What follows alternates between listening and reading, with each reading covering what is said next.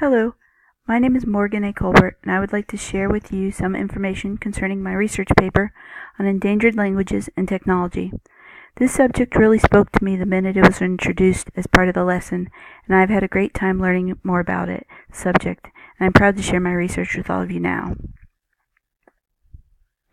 Taking a moment just to consider how drastically language is being lost, it can be understood looking at a few numbers. Take a moment to consider mammals. There are approximately 4,400 mammal species on the planet. Of those, 7.4% are considered endangered. From birds, there are approximately 8,600 bird species, and 2.7% of those are endangered. Now looking in between those, between the 4,400 mammals and 8,600 birds, there are approximately 6,000 languages. And of those 6,000, 45% are endangered. Not 7.4% or 2.7, but 45. And even out of the ones that are safe, really only about 5% or 300 are truly safe. Now perhaps you say, when it comes to animals and birds, it's not a true comparison, and you're right, it's apples to oranges. But nor can you think of a language as just words and grammar and syntax. It's so much more. Languages show amazing things. They are key to our heritage.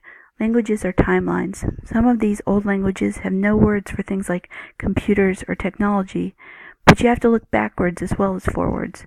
These languages have words that we might not use today. They have words to help define the migration of animals and people. In Alaska, in the Yupik language, they have 99 words to describe the type of ice that forms. These words are connected to the time and to the culture, and losing the language is the same as losing a piece of history. I'd like to read this quote, as I think it's a really good way to kind of understand this. Each language has a different story to tell us.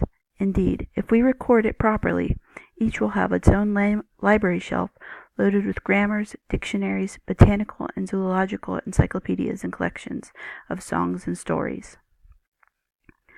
Other arguments to help protect language are based on identity, justice, and diversity.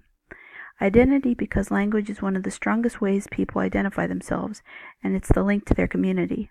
Justice because it's important to build trust and understanding between laws and lawmakers. And diversity because diversity is healthy. New prospects and opportunities for understanding and learning help communities grow. Why are languages going extinct? Some people may say it's because of nature and it's natural. And in part it is. Many languages have died out in the past, but in general they don't just disappear. They're combined as cultures combine. Now, though, languages are being completely overwhelmed by more powerful languages and cultures. As elders die and children don't learn the old languages, they just disappear. Some of this can definitely be pointed at globalization. Globalization has a hand in being very overpowering to cultures, but at the same time, globalization helps languages evolve. It combines worlds. It brings Indian hip-hop to the language of the Aké. It creates Navajo pop music, and it builds Facebook groups that surround ideas like the Ojibwe language.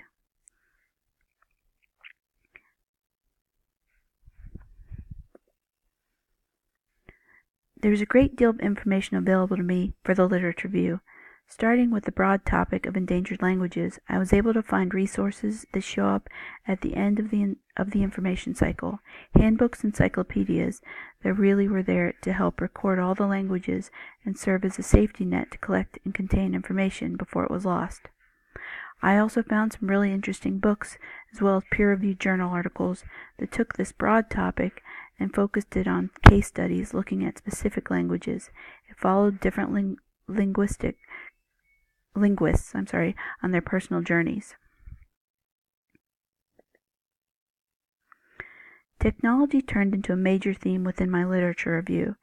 There were a great many peer-reviewed journal articles that took those specific case studies, but then showed how endangered languages were being supported through the use of technology, how people were recording their conversations they had with elders to try and save histories, as well as using those recordings into study tools, how people plan to use Twitter to connect endangered language learners and speakers around the world, building an information community far and wide.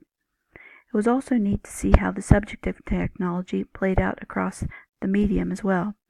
One website, the Endangered Language Project, was a community resource with a great deal of media and assistance by using technology. Here's a quick look at a resources page on the Endangered Language Project website. Here in the first line you can see, or the first row of videos, you can see recordings of indigenous people. You can also see a Navajo word of the day. These are just 4 videos on the list of 6,673 resources that the website shares. I originally went in thinking I was going to write a paper that was built around the idea that technology was really hurting endangered languages, really helping to stamp them out, but it was the opposite.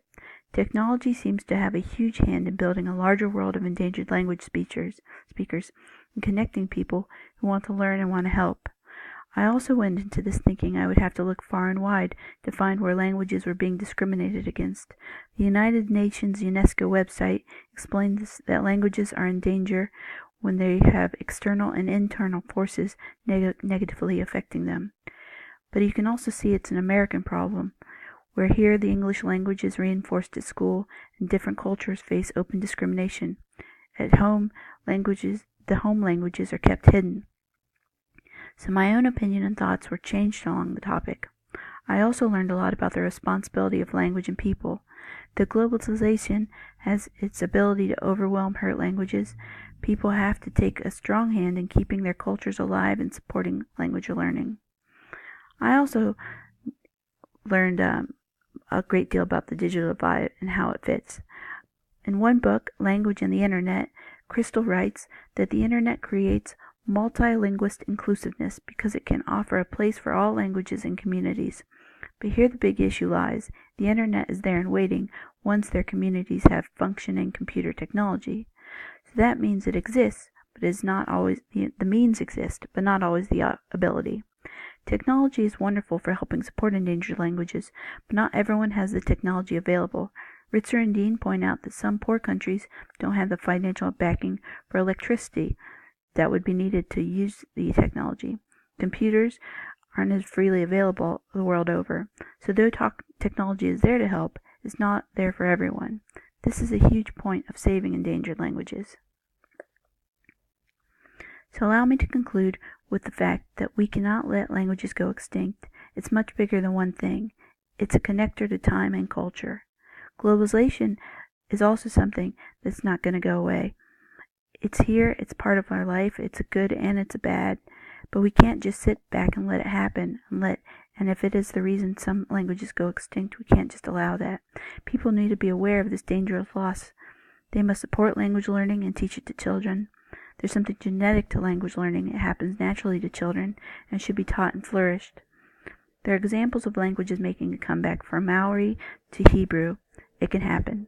People also need to embrace globalization in the forms of technology. These tools will help support the health of endangered languages. People also need to be aware of the digital divide and do what they can to fill in the gaps of such places and times. Well, there you go. These are my opinions and my conclusion on the subject of endangered languages. I really hope you found it interesting. I found it amazingly so. Thanks a lot and have a happy holiday.